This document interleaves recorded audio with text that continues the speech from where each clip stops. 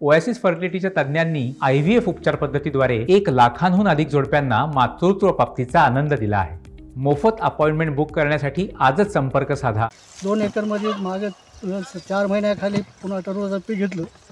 त्या पिकामध्ये समजा तिथं 40 टन ते 50 टन माल निघाला पहिल्या वेळेस।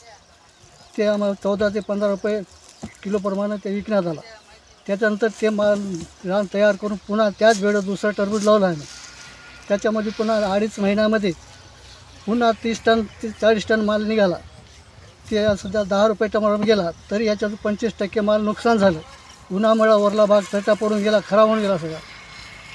आणि त्याच्यानंतर याच्या अगोदर 55 टन उत्पन्न किती झालं त्याच्यात अंदाजे?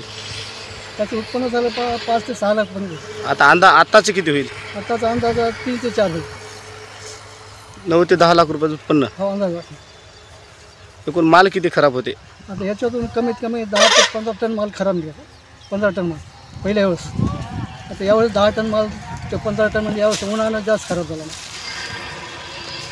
आता शेतकरी प्रत्येक वेळेस आम्ही पाहिलं, हायब्रिड घेतली, हे पुन्हा गहू घेतला, हरभरा, याच्यामध्ये आम्हाला काही फायदा झालेला नाही। काही बाग केळी घेतली, केळीचे भरपूर गेले वर्षी वादळ गारानं पुष्कळ नुकसान झालं।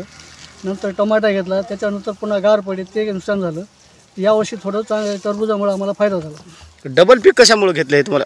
डबल म्हणजे आम्ही सध्या प्रयोग करून पाहा म्हणल्या, येते न येते, याच्यात ऑरेंज निघते, किती माल होते, का माल पोकते की बारीक राहते, काय त्याच्यासाठी मुद्दाम घेतला आम्ही।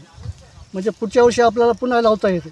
मग तशी मेहनत केलं ना, कमीत कमी याला आतापर्यंत 2 एकरमध्ये पहिल्या वेळेस 2 लाख रुपये खर्च झाला आणि यावेळेस त्याच्या 1.5 लाख रुपये खर्च झाला।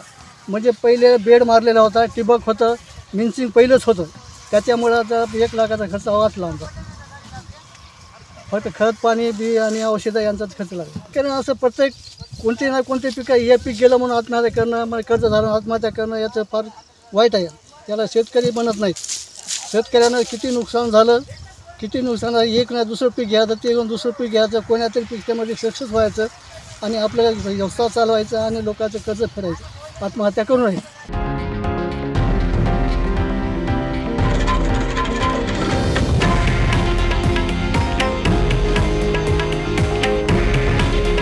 हे आहे देशातील नंबर 1 न्यूज नेटवर्क आणि आपण पाहत आहात TV9 मराठी।